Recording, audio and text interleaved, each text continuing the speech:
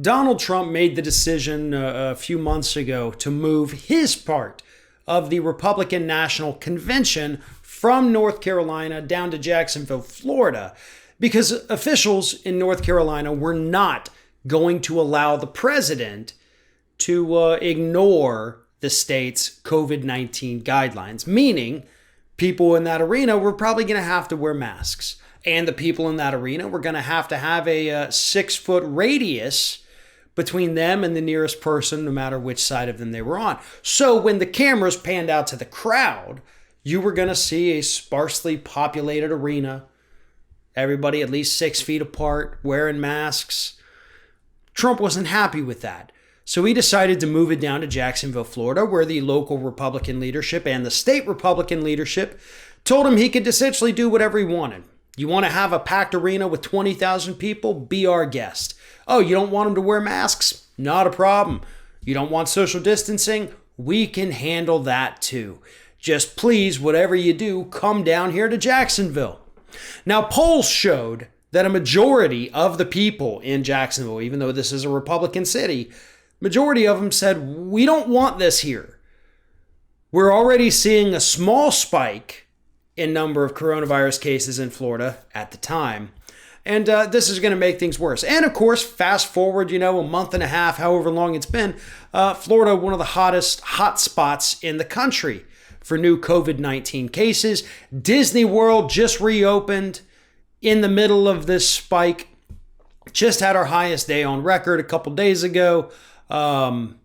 Things are bad and they're getting worse. And our Republican leaders don't seem to care. So as such, factoring all of that in together, according to a new report, Republican officials are not expecting hardly anybody to actually show up for Donald Trump's convention speech. Ironic, right? I mean, the whole reason he brought it down here to Florida is because he wanted to have more people there. And now Republican officials are admitting in an interview to the New York Times, and this includes lawmakers, by the way, they're admitting that you're just not going to have very many people showing up to this thing whatsoever. Now that's pretty interesting, right?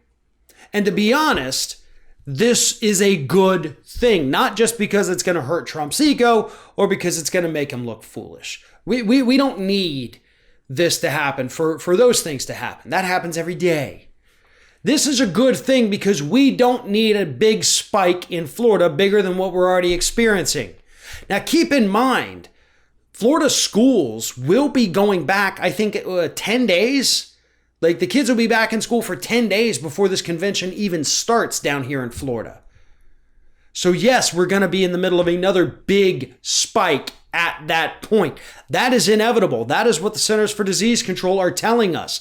We can't prevent that if we're sending the kids back to school.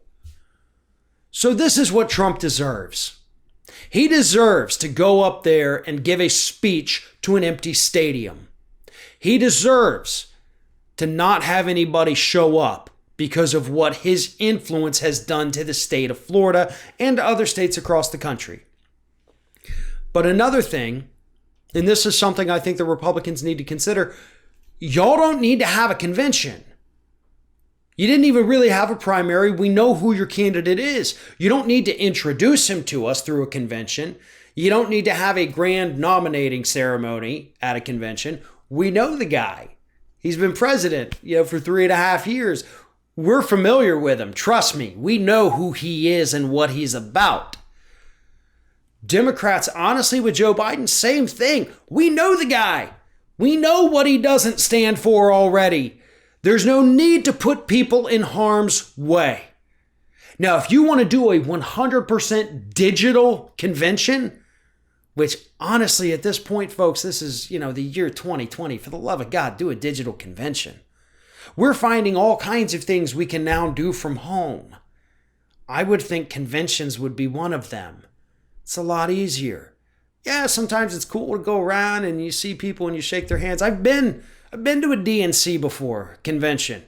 There's a lot of people there, a lot of famous people. It was kind of cool to see them all. But after about day 2, I was like, holy God, this is awful. I'm ready to go. There's thousands of people here and I can't stand this. It smells. We're all sweaty. We're in a media tent outside of an arena in Denver. But no, it was an event. It was interesting. I don't ever want to do it again.